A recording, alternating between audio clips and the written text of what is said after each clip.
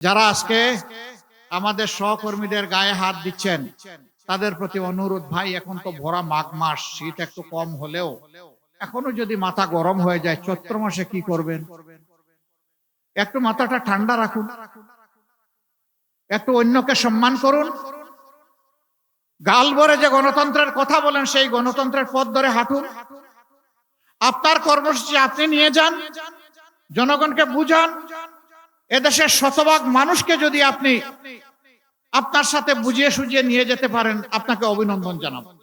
দুই একজন নেতা এখন বলছেন, ঠিক আছে আমরা এত অসৎ ছিলাম, আপনারা এত সৎ ছিলেন, তো ছেড়ে গেলেন না কেন?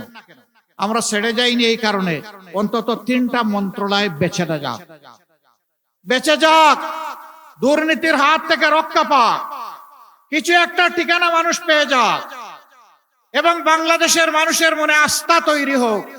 ভালো মানুষের হাতে দেশ গেলে সৎ থাকা সম্ভব, দুর্নীতিও দূর করা সম্ভব। কিন্তু গায়ের জোরে পুরানা কায়দায় যে কোনো ভাবে নির্বাচনকে নিজের অনুকূলে নেওয়ার চেষ্টা করবেন, আমাদের যুব সমাজ ঘুমিয়ে পড়েনি। 5 তারিখ যে যুব সমাজ জেগে উঠেছিল, তারা অতন্দ্রী প্রহরীর মতো আছে। সেই যুব সমাজ জগদ্দল পাথরকে সরাতে পেরেছে। এই যুব সমাজ নতুন পোশাক পরে ফেসিবাদের চরিত্র নিয়ে কেউ আসলে তাদেরকেও ছাড় দেবে না। আমরা আশাবাদী 13 তারিখ থেকে বাংলাদেশের চিত্র পাল্টে যাবে ইনশাআল্লাহ। সে নির্বাচন সেই ফলাফল বার্তা দেবে যে এরা কোনো চাঁদাবাজি করে না এবং কোনো চাঁদাবাজি বরদাস্ত করবে না। সাথে সাথে 90% চাঁদাবাজের হাত অবশ হয়ে যাবে। বাকি 10% যারা থাকবে ওদেরকে বুঝাবো, বুঝ না মানলে যা করা দরকার তাই করা হবে ইনশাআল্লাহ। তোমাদের হাতে বাংলাদেশ তুলে দিতে চাই, তৈরি হয়ে যাও। তোমরা থাকবা বাংলাদেশ নামের যে এয়ারক্রাফট, যে প্লেন, যে উড়োজাহাজ, এইটার ক্যাপ্টেন হিসাবে তোমরা বসবা ককপিটে, আমরা বসবো প্যাসেঞ্জারের সিটে। আমরা তোমাদের জন্য দোয়া করব, সঙ্গত সকল সৎ পরামর্শ দেব। আর সেদিন আমরাও খুশি হয়ে গর্বের সাথে বলবো, আমাদেরও একটা যুব সমাজ আছে। আমাদের যুব সমাজকে কেউ মাদক, চোরাচালান, অস্ত্রবাজ, চাঁদাবাজ, দখলদার আমাদের যুব সমাজকে বানাবে, আমরা তা সহ্য করব না। ঢাকা বিশ্ববিদ্যালয়ে আমাদের মেয়েদের গায়েও হাত দিতে তারা ভুল করে নাই। সারা বাংলাদেশের চিত্র ছিল প্রায় একই, কিন্তু সেদিন বাংলাদেশ ফুঁসে উঠেছিল। তারই ধারাবাহিকতায় 16 তারিখ, 15 তারিখ এই রাতের ঘটনার পর 16 তারিখ বেগম রোকেয়া বিশ্ববিদ্যালয়ের সামনের চত্বরে দাঁড়িয়ে, রাজপথে দাঁড়িয়ে এক সাহসী বিপ্লবী, সে বলেছিল, এ জালিম সরকার, হয় আমার অধিকার দে, না হয় আমাকে একটা গুলি দে। আবু সাইদ ডানা মেলে বলেছিল, বুকের ভিতরে তুমুল ঝড়, বুক পেতেছে, গুলি কর। ডানা মেলে দিয়ে গুলি নিয়েছে, কিন্তু পালিয়ে যায়নি। সে তার লাশ আর তার রক্ত এই দেশবাসীর কাছে আমানত রেখে গেছে। আমি যেভাবে জাতির জন্য লড়াই করে জীবন দিয়েছি, যে প্রয়োজনে জীবন দিয়েছি, যারা বেঁচে থাকবা সেই প্রয়োজন তোমাদেরকে পূরণ করতে হবে। প্রয়োজনটা কি ছিল? রাজপথে এসে তারা একটাই স্লোগান দিয়েছিল, উই ওয়ান্ট জাস্টিস। আমরা কোনো বৈষম্য, অবিচার মানব না। এই সমাজে অবশ্যই ন্যায় বিচার কায়েম করতে হবে এবং সাম্য ফিরিয়ে আনতে হবে। এখানেই সমস্যা। এই যে চাঁদাবাজ, এই যে দখলবাজ, এই যে মামলাবাজ, এই যে দুর্নীতিবাজ, এই সবগুলা বাজ পাখির মতো কালো চেহারা ধারণ করে সাধারণ জনগণের উপরে এসে ছু মারে। এখানে আমি আস্তে আস্তে শুনছিলাম, একজন বক্তা বলছিলেন, কৃষক তার উৎপাদিত পণ্যের সঠিক মূল্য পায় না। সে যা পায়, রাজধানী ঢাকায় আসতে আসতে এটা 3 গুণ 4 গুণ হয়ে যায় মূল্য। কিন্তু ওই কৃষক, প্রান্তিক চাষি, তার পণ্যের মূল্য পায় না। তার না পাওয়ার 2টো কারণ, একটি হচ্ছে সিন্ডিকেট, আর একটি হচ্ছে চাঁদাবাজ। এই 2টার কারণে কৃষক যেমন তার ন্যায্য মূল্য পায় না, পরিবহন মালিকরা তেমন অতিষ্ঠ, ঘাটে ঘাটে চাঁদার কবলে পড়ে। আবার ব্যবসায়ীরা যারা আছেন, এত চাঁদা প্রান্তিক চাষির সেই মূল্য থেকে যুক্ত হতে থাকে, তারা যখন ক্রেতাদের কাছে পণ্য বিক্রি করতে যান, ক্রেতাদের মুখের দিকে তাকাইয়া তারাও কষ্ট পান, কারণ সাধারণ জনগণ বড় কষ্টে। একটা দ্রব্যের মূল্য প্রান্তিক চাষি থেকে ঢাকায় আসতে পর্যন্ত ডাবল হতে পারে, 4 গুণ হয় কিভাবে, তা তো কোনোভাবেই মেনে নেওয়া যায় না। এখানে সকলেই ক্ষতিগ্রস্ত, কৃষক ক্ষতিগ্রস্ত, পরিবহন মালিক ক্ষতিগ্রস্ত, যারা হোলসেল ব্যবসা করেন তারা ক্ষতিগ্রস্ত, যারা রিটেইল ব্যবসা করেন তারাও ক্ষতিগ্রস্ত। মূল কারণ চাঁদা। আমরা আপনাদেরকে মুবারকবাদ জানাই, আপনারা 28 তারিখ সম্ভবত গত মাসের চাঁদাবাজদেরকে হাতে নাতে এখানে আপনারা শিক্ষা দিয়েছিলেন। আমরা সারা বাংলাদেশের অতিষ্ঠ, নির্যাতিত, মজলুম ব্যবসায়ীদেরকে আমরা বলি, কাওরান বাজারের মতো আপনাদেরকে রুখে দাঁড়াতে হবে। তবে আমরা কথা দিচ্ছি, এখন সরকারি প্রশাসন যন্ত্রের অবহেলা, দায়িত্ব পালনে গাফলাতের কারণে, আর হতে পারে কিছু জায়গায় হালুয়া রুটির ভাগ বাটুরার কারণে এই যে চাঁদা হয়, আমরা আশাবাদী বাংলাদেশের মুক্তিকামী মজলুম জনগণের ইনশাআল্লাহ আমানত এবং ভোটে আগামী 12 তারিখ আল্লাহ তাআলা ঐক্যবদ্ধ বাংলাদেশ নির্বাচনী 11 দলীয় ঐক্য জোটের প্রার্থীদেরকে ইনশাআল্লাহ নির্বাচিত করবে। আমরা আশাবাদী 13 তারিখ থেকে বাংলাদেশের চিত্র পাল্টে যাবে ইনশাআল্লাহ। সে নির্বাচন সেই ফলাফল বার্তা দেবে যে এরা কোনো চাঁদাবাজি করে না এবং কোনো চাঁদাবাজি বরদাস্ত করবে না। সাথে সাথে 90% চাঁদাবাজের হাত অবশ হয়ে যাবে। বাকি 10% যারা থাকবে ওদেরকে বুঝাবো, বুঝ না মানলে যা করা দরকার তাই করা হবে ইনশাআল্লাহ। কারো মুখের দিকে তাকাবো না। চাঁদাবাজ কার বাবা, কার ভাই, কার সন্তান, চেহারা দেখে চাঁদাবাজের সাথে সেদিন আচরণ করা হবে না।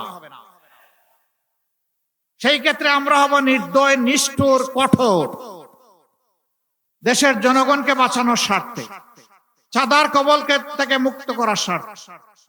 মুসিবতে পড়েছি, আমি রাজনীতি করব, আমি চাঁদাবাজিও করব, কিন্তু আমাকে চাঁদাবাজ বলবেন না, এটা কোন কথা? তাইলে আপনি চাঁদাবাজি ছেড়ে দেন, আপনাকে কেউ চাঁদাবাজ বলবে না। আপনি যখন চাঁদাবাজি করবেন তখন এই কথা আপনাকে শুনতে হবে যে আপনি একজন চাঁদাবাজ। চাঁদাবাজির সাথে রাজনৈতিক সম্পর্ক কি? এটি তো দুর্বৃত্তপনা। রাজনীতি হচ্ছে নীতির রাজা, যা মানুষকে সম্মান দিবে, নিরাপত্তা দেবে, যা মানুষের হাতে কাজ তুলে দেবে। এই সাথে চাঁদাবাজের কি সম্পর্ক? কিন্তু আমরা জর্জরিত এর জ্বালায়। প্রিয় জনগণ, প্রিয় ব্যবসায়ী বন্ধুগণ, কথা দিচ্ছি, শুধু আইন শৃঙ্খলা বাহিনীর সদস্যদেরকে পাঠাবো না, এই চাঁদাবাজি বন্ধ করার জন্য আমরাও মাঠে নামবো ইনশাআল্লাহ। সাথে আইন শৃঙ্খলা বাহিনী থাকবে। আমরা বিশ্বাস করি চাঁদাবাজি এবং দুর্নীতি বন্ধ করলে বাংলাদেশ জাম দিয়ে, লাফ দিয়ে সামনের দিকে এগিয়ে যাবে। এরপরে আমাদের যুব সমাজ, বিশ্বের কোথাও এত আনুপাতিক হারে বিপুল সংখ্যক যুব সমাজ নাই। প্রত্যেকটি যুবক আমাদের দেশ গড়ার কারিগর, প্রত্যেকটি যুবতী আমাদের দেশ গড়ার কারিগর। আমরা যুবক যুবতীদের হাতে বেকারের ভাতা তুলে দিয়ে তাদেরকে অপমানিত করব না। আমরা তাদের হাতগুলোকে দক্ষ কারিগরের হাত হিসেবে গড়ে তুলব। তারপরে ইনশাআল্লাহ তাদের হাতে দেশ গড়ার জন্য যে কাজ যার সাথে উপযুক্ত তার হাতে সেই কাজ উঠায় দেব ইনশাআল্লাহ। এইভাবে যুবকরাই আগামীর বাংলাদেশ গড়ে দেবে। আর গর্বের সাথে বলবে, আজ আমি বাংলাদেশ, আমরাই বাংলাদেশ। এই বাংলাদেশকে এগিয়ে নেওয়ার জন্য আমারও একটুখানি অবদান আছে। আমি বেকার ভাতা খাই না। যুবকরা যারা হাত তুলেন, যারা এখানে আছেন, যারা যুবক, সবাই হাত তুলে ফেলেছে, মুরব্বীরাও হাত তুলেছে। ঠিক আছে, সবার হাত তোলা। আসলে আমরা সবাই যুবক। আলহামদুলিল্লাহ, আমিও যুবক। আমি যুবকদেরকে সম্মান করি। আমার গোটা হৃদয় এবং কলিজা জুড়ে আমি যুবকদেরকে ধারণ করি। কারণ এই যুবকদের কারণেই আজকে এখানে কথা বলার সুযোগ পাচ্ছি। এই যুবকদের কারণেই আপনারা এই মিটিং এ আসতে পেরেছেন। এই যুবকদের কারণে আমরা চাঁদাবাজদের বিরুদ্ধে কথা বলার সুযোগ পাচ্ছি। এই যুবকদের কারণেই আমরা একটা দুর্নীতিমুক্ত বাংলাদেশ গড়ার স্বপ্ন দেখছি। এই যুবকদের কারণেই সামাজিক ন্যায় বিচার প্রতিষ্ঠা করার আমরা অঙ্গীকার দিচ্ছি। অতএব যুবকরা, তোমাদেরকে সেলিউট। তোমাদের হাতে বাংলাদেশ তুলে দিতে চাই, তৈরি হয়ে যাও। তোমরা থাকবা বাংলাদেশ নামের যে এয়ারক্রাফট, যে প্লেন, যে উড়োজাহাজ, এইটার ক্যাপ্টেন হিসেবে তোমরা বসবা ককপিটে, আমরা বসবো প্যাসেঞ্জারের সিটে। আমরা তোমাদের জন্য দোয়া করব, সঙ্গত সকল সৎ পরামর্শ দেব। আর সেদিন আমরাও খুশি হয়ে গর্বের সাথে বলবো, আমাদেরও একটা যুব সমাজ আছে। আমাদের যুব সমাজকে কেউ মাদক, চোরাচালান, অস্ত্রবাজ, চাঁদাবাজ, দখলদার আমাদের যুব সমাজকে বানাবে, আমরা তা সহ্য করব না। এ সমস্ত কাজে যারা লিপ্ত আছে তারা আমাদের সন্তান।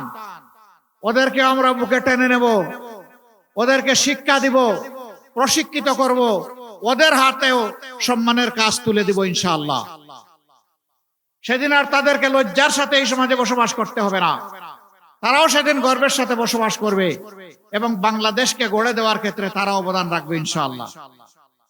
এই এলাকার বেশ কিছু সমস্যার কথা বলেছেন জনাব সাইফুল আলম খান মিলন।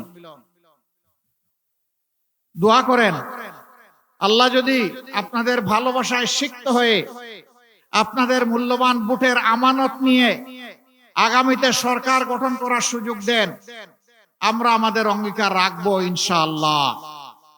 সবচাইতে নির্যাতিত দল 24 সালের 5ই আগস্ট রাতের বেলা বিধ্বস্ত কেন্দ্রীয় কার্যালয়ে ঢুকে বলেছিল, আমরা কারো উপর থেকে প্রতিশোধ নেব না।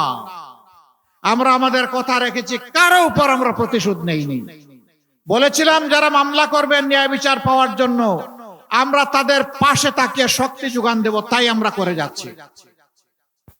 কিন্তু আমরা সাবধান করে দিয়েছিলাম, মামলা করতে গিয়ে ধারণাবশত অতীতের কোন গ্রাস মেটাতে গিয়ে একজন মানুষকে অন্যায়ভাবে মামলার আসামি করা যাবে না। আমাদের সহকর্মীরা আমাদের কথা রক্ষা করেছে। কেউ বলতে পারবে না ভুলভাল কাউকে আসামি বানানো হয়েছে। হাজার হাজার মামলা আমরা দেইনি, জেনুইন কিছু সিম্বলিক প্রতীকী মামলা আমরা দিয়েছি। আমরা বিশ্বাস করি আসল বিচারটা হবে আল্লাহ তাআলার দরবারে, আদালতে, আখিরাতে। দুনিয়ায় বিচারের একটা অংশ হলে দুর্বৃত্তরা অপকর্ম করার সাহস পাবে না। এজন্যই আমরা মামলাগুলা করার অনুমতি দিয়েছি। আমরা কথা দিয়েছিলাম, আমাদেরকে আর্থিকভাবে নিঃস্ব করা হয়েছে, দোকানপাট আমাদের লুটতরাজ করা হয়েছে, চাকরি থেকে তাড়িয়ে দেওয়া হয়েছে, কিন্তু আমরা হারাম চাঁদাবাজির দিকে আমরা হাত বাড়াবো না। আমরা আমাদের কথা রেখেছি। আমাদের সহকর্মীরা চাঁদাবাজি করে না, কারণ আমাদের সহকর্মীরা এই দেশকে ভালোবাসে, মানুষকে ভালোবাসে। যারা দেশ এবং মানুষকে ভালোবাসে তারা মানুষের কোনো ক্ষতি করে না। আমাদের সহকর্মীরা আল্লাহ তাআলাকে ভয় করে। দুনিয়ার পুলিশ আর্মি আমাদেরকে না দেখতে পারে, আল্লাহর নিয়োজিত ফেরেশতারা আমাদেরকে প্রতিনিয়ত রেকর্ড করছেন। আদালতে, আখিরাতে ভালোর জন্য পুরস্কার পাবো, অন্যায়ের জন্য আমাকে তিরস্কৃত এবং শাস্তি পাওয়ার জন্য প্রস্তুত থাকতে হবে। এ ভয় আমরা করি। সম্মানিত ভাইয়েরা, আমাদের প্রমাণ আমরা কিভাবে সচ্চ সৎ থাকবো। আমাদের দুইজন শহীদ নেতা, আমাদের সাবেক আমির শহীদ মৌলানা মতিউর রহমান নিজামী এবং শহীদ সেক্রেটারি জেনারেল জনাব আলী আহসান মোহাম্মদ মুজাহিদ, তারা 3টি মন্ত্রণালয়ে 2 পর্যায়ক্রমে এই 2 দায়িত্ব পালন করেছিলেন। যতদিন ওই সংশ্লিষ্ট মন্ত্রণালয়ে দায়িত্ব পালন করেছেন, সেই সময়টা জুড়ে আমাদের কোন প্রতিপক্ষ, শক্ত কোন সমালোচক অথবা শত্রুও আঙ্গুল তুলে বলতে পারে নাই যে তারা অসৎ ছিলেন এবং তারা ছিলেন দুর্নীতিপরায়ণ, তারা ছিলেন স্বজনপ্রীতিপরায়ণ। এই কথা কেউ বলতে পারে না। দুই একজন নেতা এখন বলছেন, ঠিক আছে আমরা এত অসৎ ছিলাম, আপনারা এত সৎ ছিলেন, তো ছেড়ে গেলেন না কেন? আমরা ছেড়ে যাইনি এই কারণে অন্তত 3টা মন্ত্রণালয় বেঁচে যাক, দুর্নীতির হাত থেকে রক্ষা পাক, কিছু একটা ঠিকানা মানুষ পেয়ে যাক, এবং বাংলাদেশের মানুষের মনে আস্থা তৈরি হোক। ভালো মানুষের হাতে দেশ গেলে সৎ থাকা সম্ভব, দুর্নীতিও দূর করা সম্ভব। সম্মানিত এলাকাবাসী, দোয়া করেন আমরা যেন কথা রাখতে পারি। এখন কথা আসে, জনগণের ভোটে ধরে নেন আপনারা নির্বাচিত হলেন, তাহলে তো আপনারা ওয়াদা পালন করবেন। যদি আপনারা সুষ্ঠু ভোট হওয়ার পরেও নির্বাচিত না হন, আপনাদের নীতি কি হবে? সুষ্ঠু ভোটে যেই নির্বাচিত হবে আমরা তাকে ওয়েলকাম করব। আমরা যদি নির্বাচিত হই তাইলে অন্যদেরকে ওয়েলকাম করতে হবে। এটাই ডেমোক্রেসির এসেন্স, সৌন্দর্য। আমি জিতলে ওয়েলকাম, না জিতলে বিফল কাম আমি মানি না। এটা বন্ধ হতে হবে। তবে হ্যাঁ, নির্বাচনটা সুষ্ঠু হতে হবে। আলামত ভালো নয়, চতুর্দিকে বিভিন্ন মন্দ আলামত ফুটে উঠছে। মা বোনদের গায়ে হাত দেওয়া হচ্ছে, হামলা করে মানুষ খুন করা হচ্ছে, অফিস পুড়িয়ে দেওয়া হচ্ছে, জায়গায় জায়গায় বাধা দেওয়া হচ্ছে, গায়ে পাড়া দিয়ে ঝগড়া বাঁধানোর চেষ্টা করা হচ্ছে। আমরা নির্বাচন কমিশন এবং সরকারকে বলতে চাই, আপনারা বলেছেন সুষ্ঠু এবং ইতিহাসের সবচেয়ে শ্রেষ্ঠ নির্বাচন আপনারা উপহার দেবেন। এখন পর্যন্ত জনগণ আশঙ্কায় আছে, আশ্বস্ত হয়নি। আপনারা উপযুক্ত পদক্ষেপ নিয়ে জনগণকে আস্থায় আনেন। যদি আস্থায় না আনেন তাহলে ব্যর্থতার দায় আপনাদেরকে বহন করতে হবে। যারা আজকে আমাদের সহকর্মীদের গায়ে হাত দিচ্ছেন তাদের প্রতি অনুরোধ, ভাই এখন তো ভরা মাঘ মাস, শীত একটু কম হলেও এখনো যদি মাথা গরম হয়ে যায়, চৈত্র মাসে কি করবেন? একটু মাথাটা ঠান্ডা রাখুন, একটু অন্যকে সম্মান করুন। গাল ভরে যে গণতন্ত্রের কথা বলেন সেই গণতন্ত্রের পথ ধরে হাঁটুন। আপনার কর্মসূচি আপনি নিয়ে যান, জনগণকে বুঝান। এদেশের শতভাগ মানুষকে যদি আপনি আপনার সাথে বুঝিয়ে সুঝিয়ে নিয়ে যেতে পারেন, আপনাকে অভিনন্দন জানাবো। কিন্তু গায়ের জোরে পুরানা কায়দায় যে কোনো ভাবে নির্বাচনকে নিজের অনুকূলে নেওয়ার চেষ্টা করবেন, আমাদের যুব সমাজ ঘুমিয়ে পড়েনি। 5 তারিখ যে যুব সমাজ জেগে উঠেছিল তারা অতন্দ্রী প্রহরীর মতো আছে। সেই যুব সমাজ জগদ্দল পাথরকে সরাতে পেরেছে। এই যুব সমাজ নতুন পোশাক পরে ফেসিবাদের চরিত্র নিয়ে কেউ আসলে তাদেরকেও ছাড় দেবে না। ইনশাআল্লাহ আমরা তৈরি। ওই যে হাদি বলেছিল, জীবন দিব জুলাই দিব না। আমরা পরিষ্কার ঘোষণা করতে চাই, প্রয়োজনে দেশের জন্য জীবন দিব, কিন্তু জনগণের অধিকার কাউকে কেড়ে নিতে দেব না। ইনশাআল্লাহ আপনারা প্রিয় দেশবাসী শুধু আমাদের সাথে থাকবেন, আমরা সমান তালে লড়ে যাব যতদিন পর্যন্ত এই দেশবাসীর বিজয় না হবে। স্পষ্ট কথা, আমরা জামাতে ইসলামের বিজয় চাই না, আমরা 18 কোটি মানুষের বিজয় চাই। 18 কোটি মানুষের বিজয়ের জন্য আমাদের লড়াই। এ লড়াই কেউ থামাতে পারবে না। আমরা কোন শক্তি, কোন দেশ, কোন ব্যক্তিকে পরোয়া করি না। আমরা পরোয়া করি আল্লাহ রাব্বুল আলামিনকে। আল্লাহ তাআলা ছাড়া কারো কাছে আমরা মাথা নত করি নাই, মাথা নত করব না। আমরা এদেশের বীরদেরকে বুকে ধারণ করে লড়াই চালিয়ে যাব ইনশাআল্লাহ। এ লড়াইয়ে ইনশাআল্লাহ জনতার বিজয় হবে, সত্যের বিজয় হবে, দুর্বৃত্তদের বিরুদ্ধে ইনশাআল্লাহ আমাদের বিজয় হবে। আমরা সেই বিজয়ের জন্য সবাইকে নিজ নিজ জায়গা থেকে অবদান রাখতে বলি। 2টি ভোট, একটা হচ্ছে হা ভোট। এটাই কারণে ওই বস্তা পচা রাজনীতিকে আমরা বলবো যে তোমাকে লাল কার্ড, তুমি অনেক ভুগিয়েছ, ফ্যাসিস্টের জন্ম দিয়েছ দফায় দফায়। ওই রাজনীতি আমরা চাই না। নতুন রাজনীতির প্রয়োজন, স্বচ্ছতার রাজনীতির প্রয়োজন, দায়বদ্ধতার রাজনীতির প্রয়োজন। বাংলাদেশ জামাতে ইসলামী থেকে যারা নির্বাচিত হবেন, আমরা কথা দিচ্ছি বছরে একবার জনগণের কাছে শুধু নিজের নয়, পরিবারের সকল সদস্যের হিসাব স্পষ্টভাবে তুলে ধরতে বাধ্য হবে। এই 5 বছর কি করেছেন, জনগণের সম্পদ তাদের পকেটে ঢুকেছে কিনা, জনগণকে বুঝার সুযোগ দিতে হবে। দেশের সম্পদ দেশের জনগণের, সুতরাং আমাদের কাছ থেকে হিসাব বুঝে নেওয়ার অধিকারও জনগণের। আপনারা সেই অধিকার আমাদের উপর প্রয়োগ করবেন ইনশাআল্লাহ। আমরা আপনাদেরকে কথা দিচ্ছি, আপনাদেরকে সাথে নিয়েই দেশ গড়ব। যে কয়টি সমস্যার কথা বলা হয়েছে ইনসাফের ভিত্তিতে তার সমাধান করব ইনশাআল্লাহ। সম্মানিত ভাই ও বন্ধুগণ, প্রথম ভোটটি হবে ইনসাফের পক্ষে, মুক্তির পক্ষে, নূতন রাজনৈতিক ব্যবস্থাপনার পক্ষে হা ভোট। প্রথম ভোটটা কি হবে? হা মানে আজাদি, না মানে গুলামি। আজাদি না গুলামি? আজাদি, আজাদি, গুলামি নয়, আমরা গুলামি মানব না। দ্বিতীয় ভোটটি হচ্ছে ইনসাফের পক্ষে, আমাদের প্রতীক দাঁড়িপাল্লা। আমরা জনগণকে তাদের অধিকার মেপে মেপে কাড়ায় গন্ডায় আমরা বুঝাই দিতে চাই।